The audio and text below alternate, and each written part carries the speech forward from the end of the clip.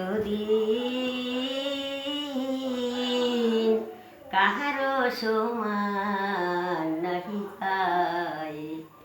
আশিকে যে রাজা দিরাজ কাইছে ভিক্ষা মেঘে খায়, কাহারো সমান নাহি যায় চিরদিন কাহারো সমান নাহি যায়।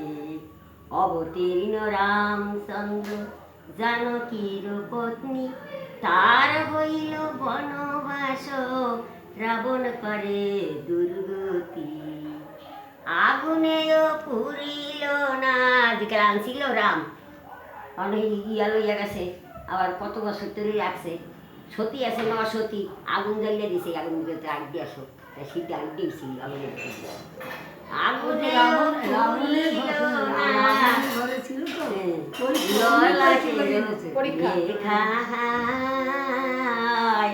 কাহারো সমান নাহি যায়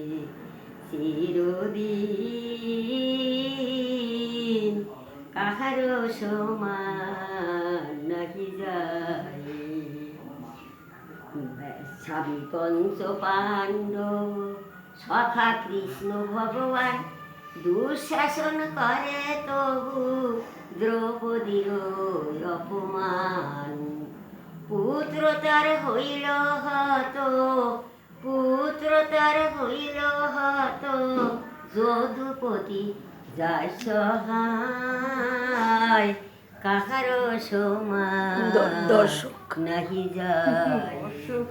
যেমন দ্রৌপদীর অপমান করছিল, তাই 100 ছেলে গান্ধারের 100 ছেলে কুরুক্ষেত্রের যুদ্ধের সময় একটা সব শেষ ই করলে হিয়া অবি দানবীর হরিশ্চন্দ্র না হয়, দানবীর হরিশ্চন্দ্র রাজ্য দান সে করে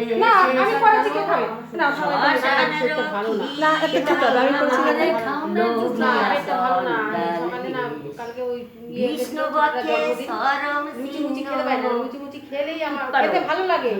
বিষ্ণুপক্ষে সরম চিহ্ন ললাটে কাকে খণ্ডায়, কাহারো সমান নাহি যায়। দানবীর হরিশ্চন্দ্র এই পৃথিবীতে এক নাম কেন রয়েছে, এই মাইসের দান দান করতো, তখন বিষ্ণু কইছিল কেমন দান করতার আমি পরীক্ষা করব। তার দেয়া কইছিল তুমি আমার দান করবে, হ্যাঁ আমি পারি। তকলে তাই তুমি যদি দান করো তাই রাজ্য আমারে দিয়া তোমরা না নিয়ে যাও। তখন ওই বউ লইয়া একটা ছেলে ছোট আর ওই বউ নিয়ে নামে গেল, রুই দেখি হয়, আর এই ছোটটা বউ হ্যারে নিয়ে নামিয়ে গেল যাইয়া, নামিয়ে যখন কী করবো রাজা তার যাই একবারই কাজে থইব, তখন কাজে থই তখন ছেলেরা রাখো না। তার কালে দেখেন আপনার তো ফুল বাগান আছে, আমার এই ছেলেরা ফুল তুলে দেবো, তো কত ইয়ে থাকতে পারে।